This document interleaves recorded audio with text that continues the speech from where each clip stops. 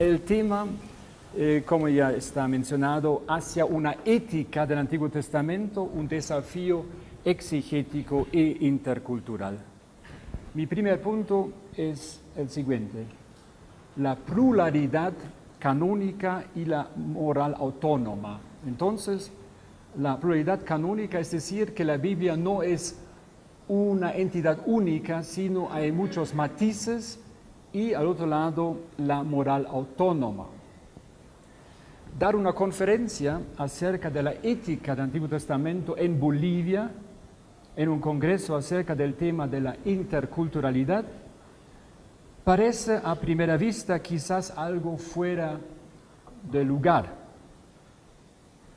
¿En qué puede contribuir un corpus de textos tan viejo que surgió entre los años 800 hasta más o menos 200 antes de Cristo, al entendimiento de la interculturalidad en nuestros tiempos modernos?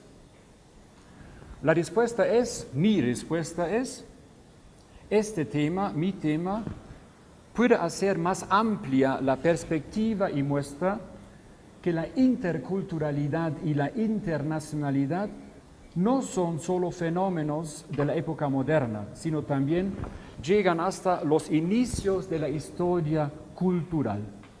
Por ejemplo, el tratado entre el faraón Ramsés II y el rey hitita Hattushili III del siglo XIII a.C., o los numerosos textos de tratados de los asirios y los arameos, muestran que desde muy tempranos tiempos ya existían contactos internacionales y tratados de paz.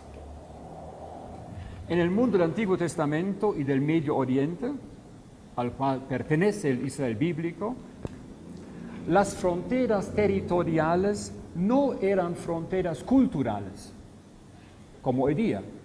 Las fronteras territoriales no son siempre y casi nunca son fronteras culturales. Pueblos, idiomas, etnias y religiones vivían en contacto intenso, como hoy día. El tablero de las naciones en Génesis 10 nos da un indicio de que tan conectado internacionalmente se veía el Israel bíblico. La consiguiente historia de la Torre de Babel en Génesis 11 y la confusión babilónica no es un mito de la prehistoria, como por ejemplo el diluvio en Génesis 6 a 9, sino la Torre de Babel, esta narración, es una crítica de la ideología mesopotámica que instrumentaliza la capacidad humana de comunicación para fines imperiales. Con todos los géneros del Antiguo Testamento, el Israel bíblico estaba enraizado culturalmente en su ambiente.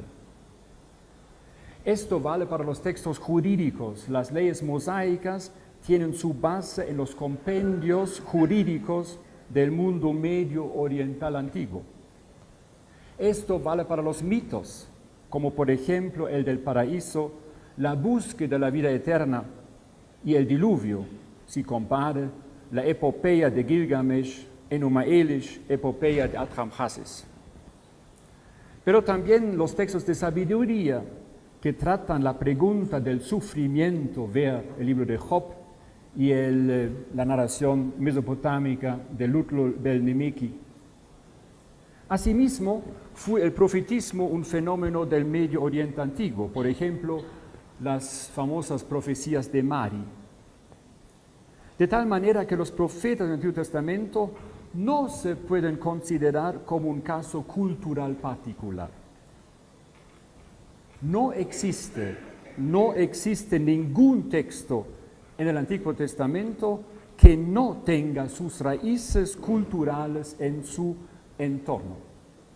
Esto tiene consecuencias grandes para el desarrollo, la complejidad y también la ambigüedad del concepto de Dios, de Yahvé, en el Antiguo Testamento, en nuestra Biblia.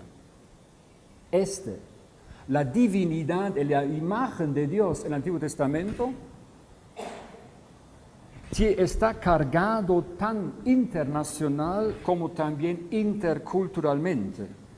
Así, la idea de la justicia en forma de un sol luminoso, los rayos de justicia de Dios, está acuñada por la cultura egipcia. La relación de Yahvé con tormentas y lluvias es una consecuencia de su cercanía al Baal cananeo ugarítico. Su piedad, su estado de padre, se debe a la deidad el Elohim, y la teología de la alianza no se puede entender sin la ideología del estado asirio y su dios principal Ashur. El Antiguo Testamento es verdaderamente el lugar de transbordo intercultural del Medio Oriente antiguo, con los reinos egipcio, asirio, babilonio y persa, al mundo griego y con esta al europeo. Dicho teológicamente, la palabra de Dios de la Biblia no es una revelación monolítica, sino que surge desde un conglomerado intercultural. En lo que concierne al Nuevo Testamento, la situación es algo diferente. Mientras el Antiguo Testamento se escribió en 800 años, el Nuevo Testamento en 80. El Nuevo Testamento, el Imperio Romano, es la entidad política dominante y la idea de la cercanía del tiempo mesiánico presenta el factor teológico fundamental. Con Jesús de Nazaret empieza a realizarse el reino de Dios y su regreso inmediato relativiza el presente. También en el Nuevo Testamento se dejan ver grandes diferencias. Véase los evangelios sinópticos con Juan, las epístolas paulinas con la epístola a los hebreos. Pero en el Nuevo Testamento el factor unificador está en la persona de Cristo. En el Antiguo Testamento no se encuentra un factor semejante. Por esta razón, no se debería tratar de introducir a Cristo como factor unificador en el Antiguo Testamento, porque con eso inevitablemente esto desvaloriza la Biblia hebrea. El Antiguo Testamento es palabra de Dios autónoma, con valor y significado propios, que no debe ser recortada a una función de una mera preparación al Evangelio. La Iglesia se opuso siempre a considerar el Antiguo Testamento como palabra de Dios deficiente. No obstante, existe hasta el día de hoy un maquianismo latente que desvaloriza la Biblia judía, que es a la vez la más grande y la primera parte de la Biblia cristiana. Si miramos sin prejuicios el canon completo de las escrituras bíblicas, podemos ver una sorprendente variedad intercultural. Con la fe en Cristo Jesús, las diferencias étnicas, sociales y de género no son eliminadas, pero la dicotomía, las oposiciones binarias son superadas. Así dice Pablo en su carta a los Gálatas: pues todos ustedes son hijos de Dios por la fe en Cristo Jesús. En efecto, todos los bautizados en Cristo se han revestido de Cristo. Ya no hay ni judío, ni griego, ni esclavo, ni libre, ni hombre, ni mujer, ya que todos ustedes son uno en Cristo Jesús. Pablo no habla en favor de una uniformidad, sino a favor de una unidad. Uniformidad y unidad no son la misma cosa. La meta no es una sociedad unitaria, sino el refuerzo de un lazo común que promueve y alienta una pluralidad en la unidad con Cristo. Y a mi parecer es un dato muy importante por las sociedades modernas. Entonces, para promover no una uniformidad, sino una unidad que respeta la pluralidad. La idea medieval de la Iglesia como societas perfecta, que se ha mantenido hasta el día de hoy a través de una teología neoescolástica, es, a mi parecer, un modelo sin futuro. El anhelo de libertad y autodeterminación no son señales del anticristo. El anhelo de libertad y la autodeterminación no son señales del anticristo, sino que son obligaciones de personas creadas por Dios para ser libres. En resumen, la Biblia, en especial el Antiguo Testamento, no habla un solo idioma, sino que es un fenómeno cultural de muchos matices. La Biblia no es un compendio de textos unidimensional, al contrario del catequismo de la Iglesia Católica, sino que forma un espacio abierto de culturas y ideas variadas. Normas y reglas son validadas y rechazadas. Conceptos de Dios y del hombre son discutidos, a veces bastante controversialmente. Si esto es así, entonces la ética del Antiguo Testamento no se puede limitar en justificar reglas de comportamiento con versos bíblicos, los dicta probancia. Por el contrario, la ética del Antiguo Testamento tiene la tarea de presentar este espacio discursivo, un espacio discursivo y analizar las diferentes posiciones en este espacio discursivo. La discursividad es un fenómeno del Antiguo, de la Biblia, y es un fenómeno de las sociedades modernas. La Biblia no es un manual de moral y tampoco un reservorio de principios éticos. No es un autoservicio en cuyos estantes los clientes pueden servirse a diestra y siniestra según sus necesidades. Las escrituras bíblicas forman un espacio discursivo en el cual hoy en día entramos y donde encontramos muchos, también contradictorios argumentos, y de esta manera afinamos nuestra percepción ética. Lo que he dicho hasta ahora no debe ser mal entendido como una carta blanca para un todo vale, everything goes. Al contrario, la aceptación de la pluralidad canónica y la afirmación de la autonomía moral son las dos caras de una misma moneda.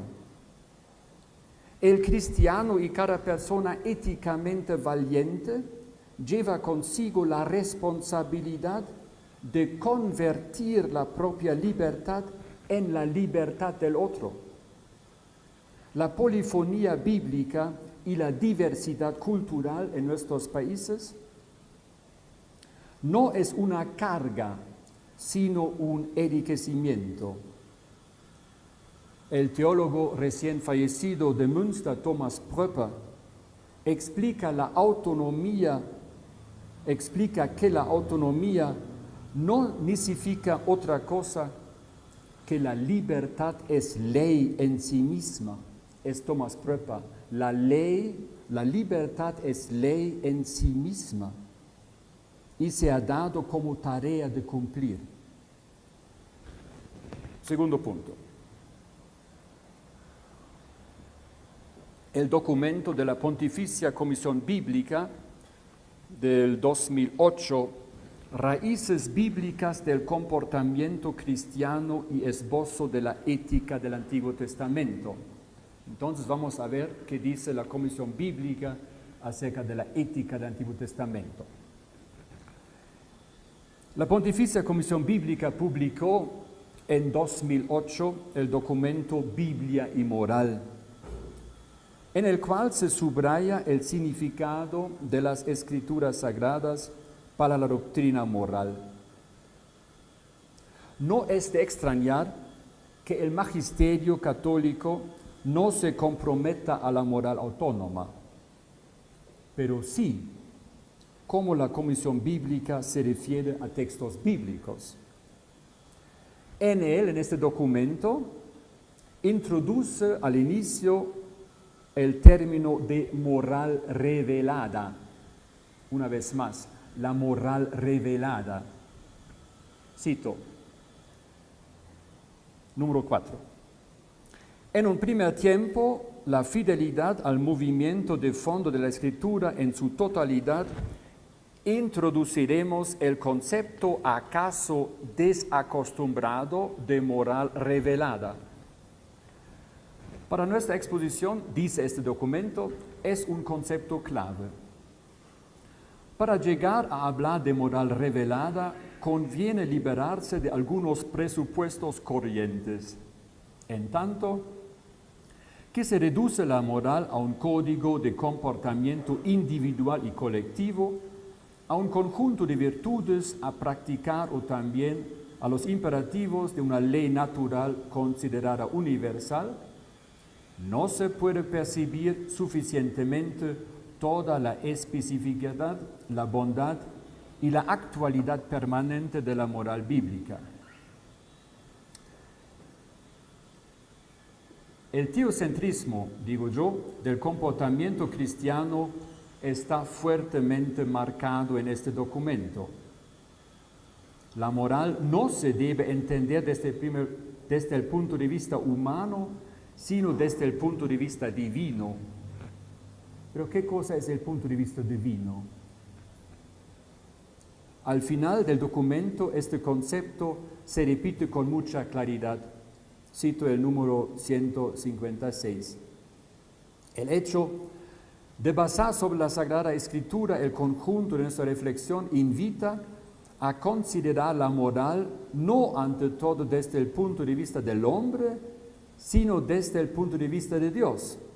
De aquí el concepto de moral revelada, que puede ser útil si lo comprende bien. En esto lo hemos visto, nuestro acercamiento se distingue desde el comienzo de la ética y de la moral natural, fundadas esencialmente sobre la razón. La idea de la moral revelada de Roma, del documento, da la impresión que los conceptos de los comportamientos presentados en la Biblia fueran diferentes a los presentados en las naciones vecinas, ¿no? Hay una verdad moral eterna que nos viene del cielo, ¿ya? Y eso no es así. Esto se hace particularmente notorio en el número 9, que lleva el título El lugar de la libertad humana. En él, en este artículo 9, este concepto es presentado, el concepto de la alianza, como la idea básica de la moral revelada. Cito, de este modo nace la moral revelada, la moral en situación de alianza, un don de Dios totalmente gratuito que, una vez ofrecido, interpela la libertad del ser humano en cuanto a un sí completo, una aceptación integral. La mínima derogación sería el equivalente a un rechazo. Esta moral revelada, expresada en un marco teológico de alianza, representa una novedad absoluta respecto a los códigos éticos y culturales que regían la vida de los pueblos circundantes. Tiene por esencia un carácter de respuesta, sigue a la gracia el autocompromiso de Dios. End quote. Esto no es exacto desde el punto de vista de la historia literaria y teológica. Pues el concepto de la alianza es un concepto político de los neoasirios, con el cual Assur comprometió a sus vasallos a una obediencia absoluta a cambio de una garantía de protección. Una vez más, como cuando nosotros decimos en la Santa Misa, ¿no? Esto es la sangre de la nueva alianza. La idea de la alianza es un concepto político del tiempo de los asirios, ¿no? Que los deuteronomistas han aceptado y han puesto ahí como un concepto teológico. Entonces no se puede hablar de una novedad absoluta. Por el contrario, los teólogos de Israel, particularmente de los Deuteronomio, captan un concepto político importante y lo adaptan de una manera creativa a Adonai, a Yahvé, como el Señor del universo, cuyo siervo Israel tiene una obligación de obediencia. Y a cambio de esta puede esperar protección y bendición. Si acaso Israel rompiese la alianza, las consecuencias fuesen graves. Las maldiciones y bendiciones en Deuteronomio capítulo 28 solo se pueden entender correcta y históricamente en base a los contratos neoasirios en los estados vasallos. Cuando ustedes leen Deuteronomio 28, es casi igualmente a los tratados de los neoasirios, casi palabra por palabra.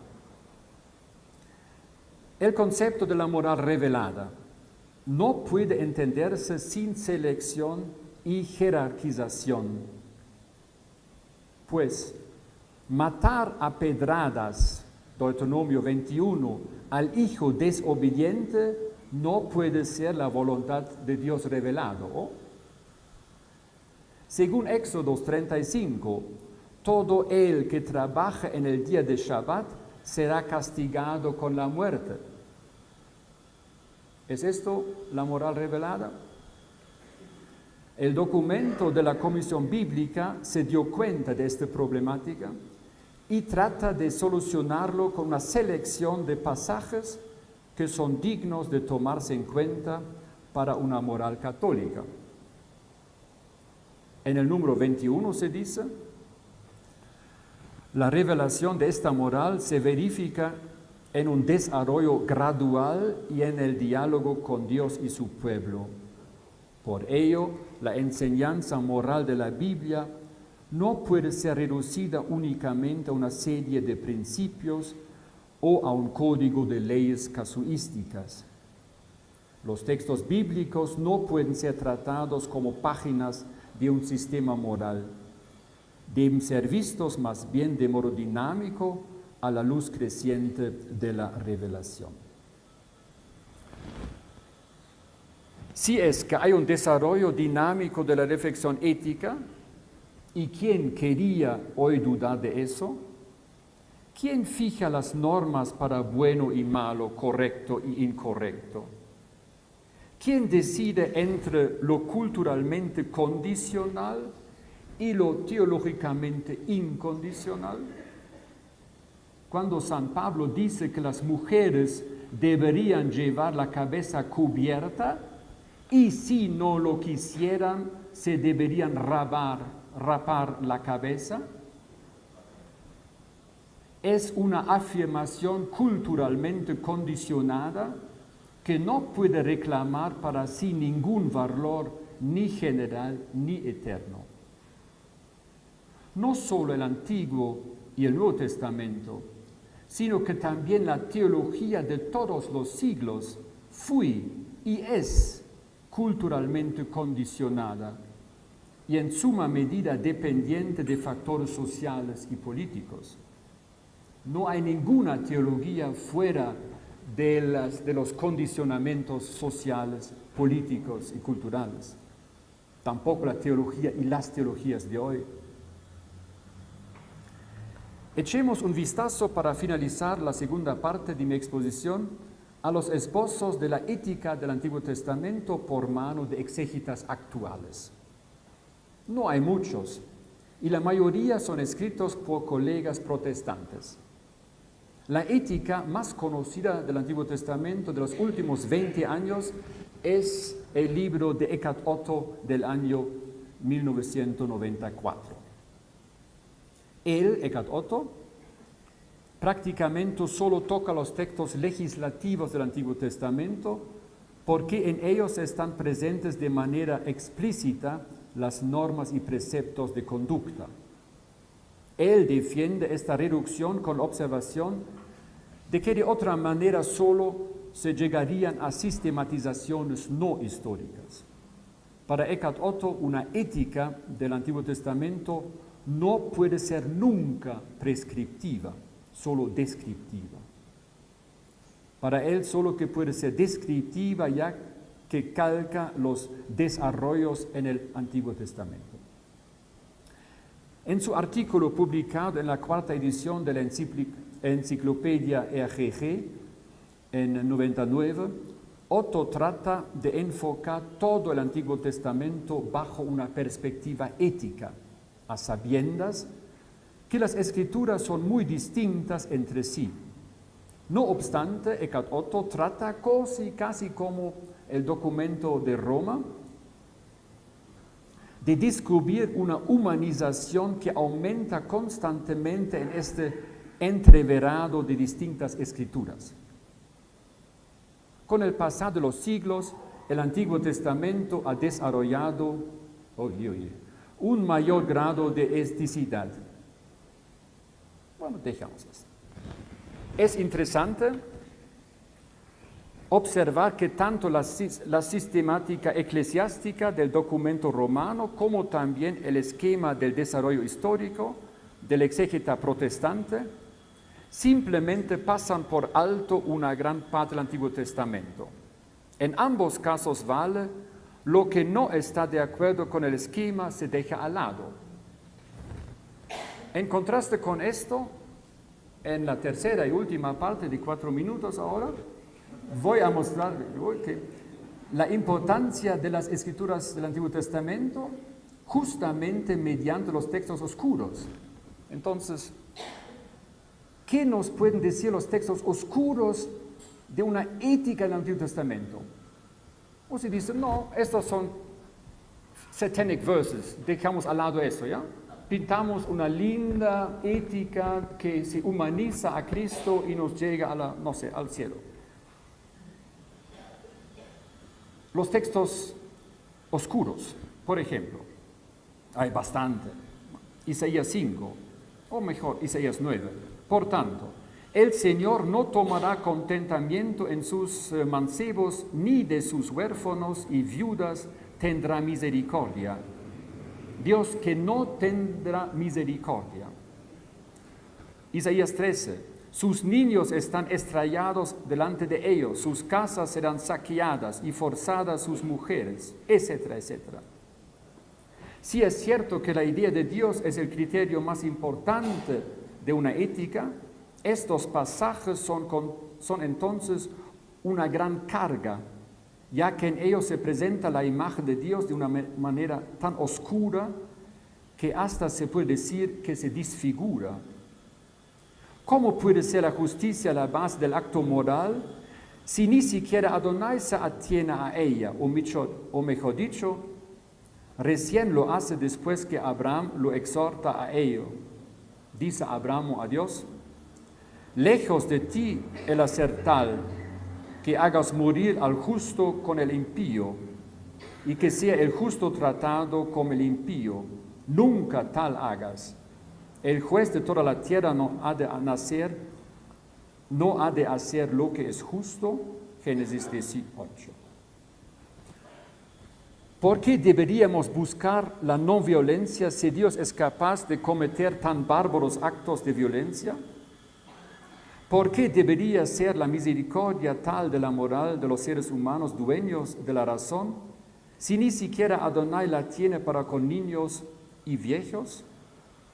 ¿Por qué se deberían obedecer los mandamientos de Dios si el mismo Dios admite que ha dado leyes que no son buenas? Ezequiel, cito, ¿por qué no pusieron por obra mis derechos y desecharon mis ordenanzas y profanaron mis sábados y tras los ídolos de sus padres se los fueron sus ojos. Por eso yo también les di ordenanzas no buenas y derechos por los cuales no viviesen. Ezequiel 20. En las declaraciones eclesiásticas sobre la Biblia y moral no hay lugar para semejantes textos, como tampoco en los esbozos académicos de la ética del Antiguo Testamento. Estos pasajes están evidentemente condicionados culturalmente, pero es algo que comparten con todos los demás textos bíblicos. Si justamente de estos textos se quiere sacar una instrucción ética, ahora el camino correcto no es el solo reconstruirlos históricamente, sino también el deconstruirlos de alguna manera. En el inglés se le llama a esta aproximación hermenéutica reading against the grain, es decir, leer la Biblia a contracorriente. Este método pertenece al campo de Reader Response Criticism y aboga por un, cito, resistant and subversive reading. Resistant reading is a refusal of the reader to buy the text dominant ideology without a fight. Entonces, una lectura against the grain que no sigue siempre the viewpoint del narrador, sino que busca lo subterráneo del texto y lo saca a la luz. La meta de este método es identificar las estrategias inherentes del texto, the encoded strategies, y revisar su validez y moralidad. En la exégesis feminista, el método de reading against the grain ya ha sacado a luz muchas estrategias del texto bíblico. Concluyo. Aplicar.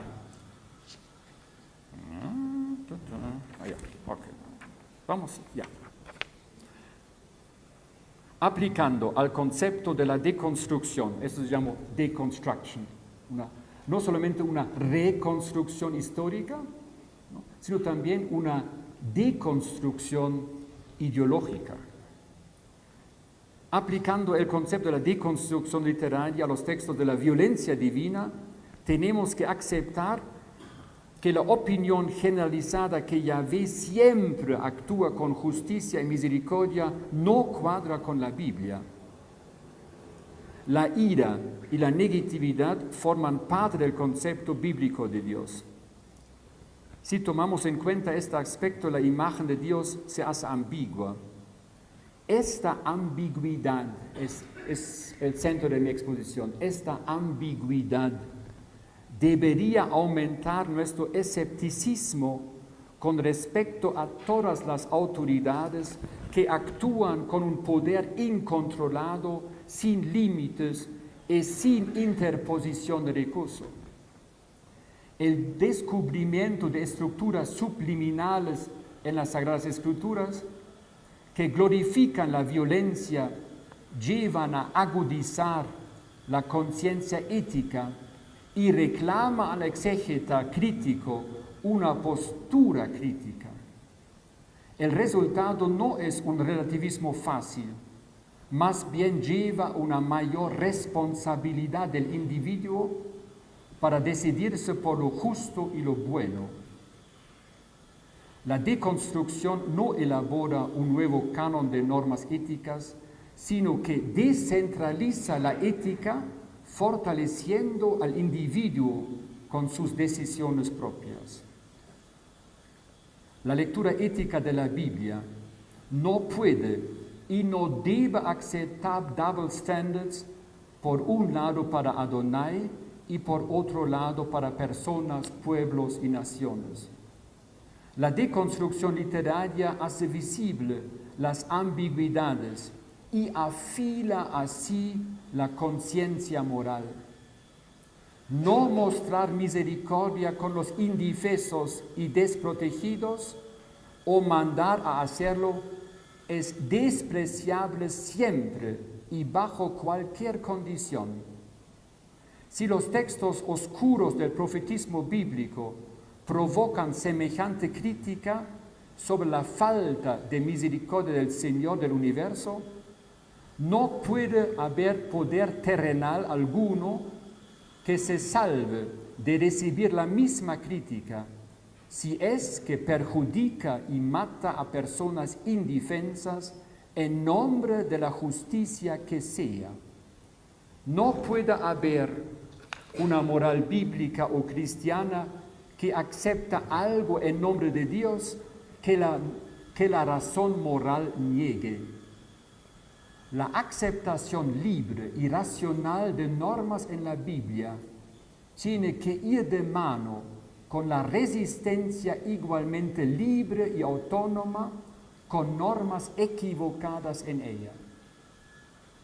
Las diferencias culturales, las muchas costumbres de los hombres no pueden eximirse de la evaluación crítica de la conciencia moral. Pero, ¿qué dirige la conciencia propia? El principio más importante es la libertad, es decir, una libertad que reconoce otras libertades. Esta máxima no puede depender de ninguna condición si es que de verdad posee calidad moral. No debe degradarse a una estrategia política que dice: reconozco tu libertad solo si tú reconoces la mía. Por el contrario, ahora cito la última frase de Pröper, de Münster, Autonomía und Solidarität. Justamente es la renuncia a cualquier condición, el interés de que el otro sea libre y con esto que todos sean libres. Esto es lo que solamente le da al concepto de solidaridad su dignidad ética. Muchas gracias.